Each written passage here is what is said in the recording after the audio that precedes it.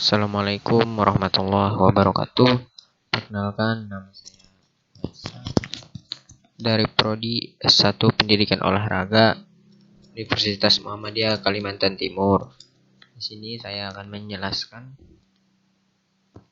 atau mendalami materi dari filsafat Pancasila. Yang pertama, pengertian filsafat.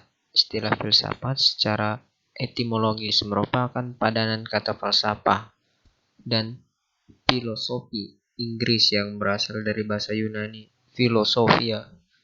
Kata filosofia merupakan kata majemuk yang tersusun dari kata philos atau phileia yang berarti kekasih, sahabat, pecintai, dan kata sophia yang berarti kebijaksanaan, hikmat, kearifan, pengetahuan. Dengan demikian, filosofia secara harafiah berarti mencintai kebijakan, mencintai hikmat, atau mencintai pengetahuan.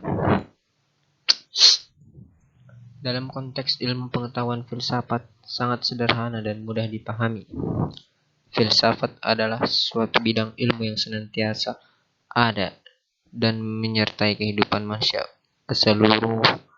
Arti filsafat yang meliputi berbagai masalah dapat dikelompokkan menjadi dua macam, yaitu filsafat sebagai produk.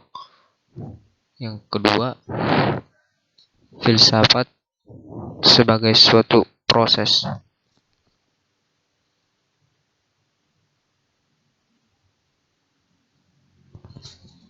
Filsafat dapat dipahami dengan meneliti objek. Para ahli menerangkan bahwa objek filsafat itu dibedakan atas objek material, objek formal filsafat. Pengertian Pancasila sebagai sistem filsafat, yaitu suatu kesatuan bagian-bagian. Bagian-bagian tersebut mempunyai fungsi sendiri-sendiri, saling berhubungan dan saling ketergantungan.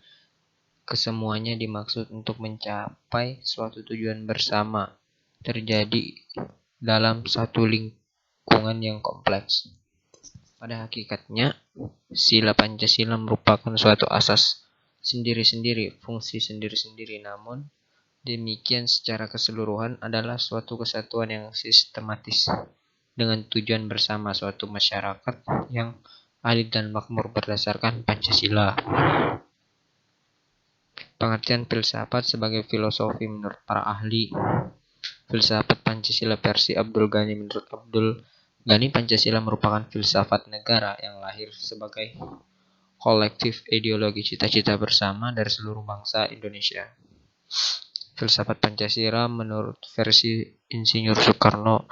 Filsafat Pancasila oleh Insinyur Soekarno dikembangkan lagi sejak tahun 1955 hingga berakhirnya kekuasaannya tahun 1965. Pada saat itu, Soekarno selalu menyatakan bahwa Pancasila merupakan filsafat asli Indonesia yang diambil dari budaya dan tradisi Indonesia dan akulturasi budaya India, Hindu, Buddha, Barat, Kristen, dan Arab Islam. Filsafat Pancasila versi Soeharto. Oleh Soeharto, filsafat Pancasila mengalami Indonesia melalui filsuf-filsuf yang disponsori Dikbud. Semua elemen Barat disingkirkan dan diganti interpretasinya dalam budaya Indonesia, sehingga menghasilkan Pancasila truly Indonesia.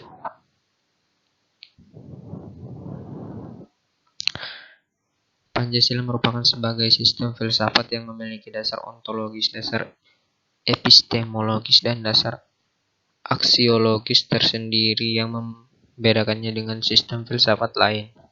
Secara ontologis, dasar ontologis sila-sila Pancasila. Dasar ontologis Pancasila pada hakikatnya adalah manusia yang memiliki hakikat untuk monoprolias.